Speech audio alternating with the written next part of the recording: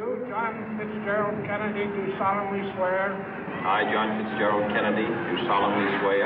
That you will faithfully execute the office of President of the United States. That I will faithfully execute the office of President of the United States. And will, to the best of your ability.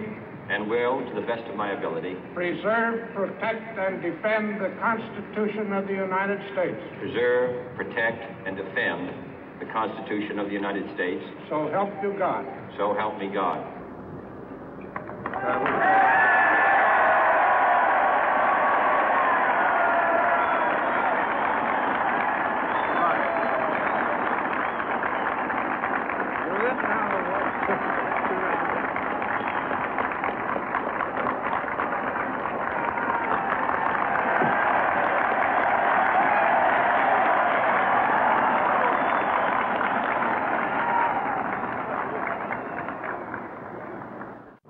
Vice President Johnson, Mr. Speaker, Mr. Chief Justice, President Eisenhower, Vice President Nixon, President Truman, Reverend clergy, fellow citizens.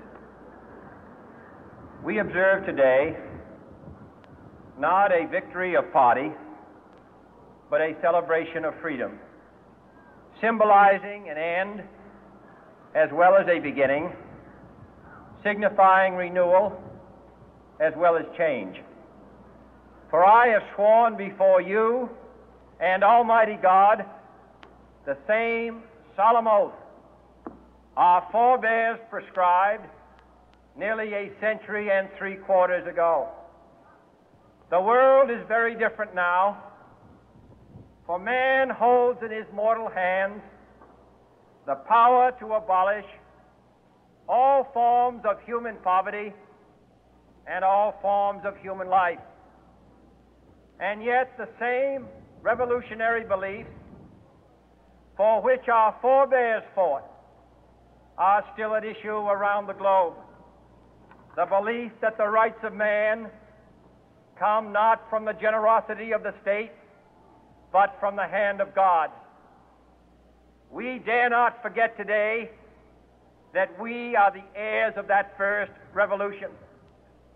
Let the word go forth from this time and place to friend and foe alike that the torch has been passed to a new generation of Americans born in this century, tempered by war, disciplined by a hard and bitter peace, proud of our ancient heritage, and unwilling to witness or permit the slow undoing of those human rights to which this nation has always been committed and to which we are committed today at home and around the world.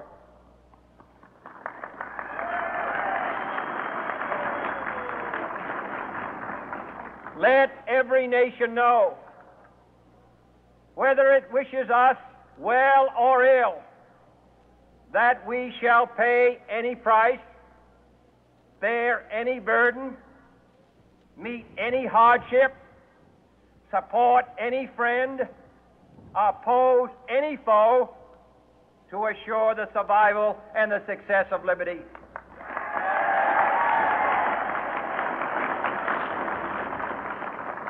This much we pledge and more. To those old allies whose cultural and spiritual origins we share, we pledge the loyalty of faithful friends. United, there is little we cannot do in a host of cooperative ventures. Divided, there is little we can do, for we dare not meet a powerful challenge at odds and split asunder. To those new states whom we welcome to the ranks of the free, we pledge our word that one form of colonial control shall not have passed away merely to be replaced by a far more iron tyranny. We shall not always expect to find them supporting our view, but we shall always hope to find them strongly supporting their own freedom, and to remember that in the past, those who foolishly sought power by riding the back of the tiger ended up inside.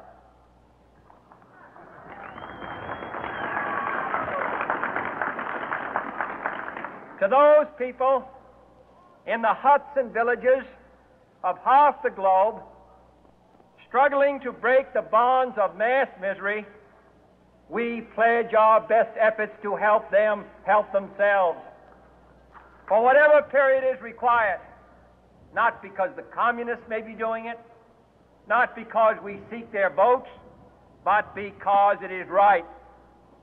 If a free society cannot help the many who are poor, it cannot save the few who are rich.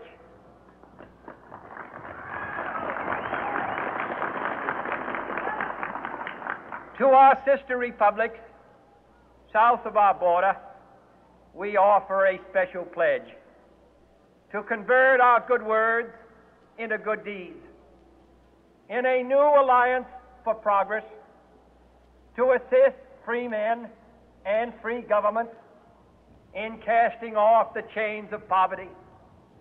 But this peaceful revolution of hope cannot become the prey of hostile powers.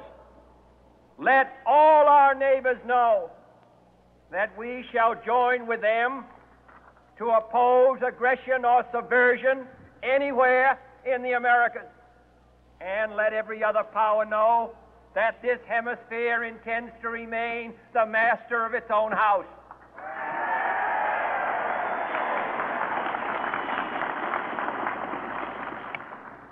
To that World Assembly of Sovereign States, the United Nations, our last best hope, in an age where the instruments of war have far outpaced the instruments of peace, we renew our pledge of support to prevent it from becoming merely a forum for invective, to strengthen its shield of the new and the weak, and to enlarge the area in which its writ may run.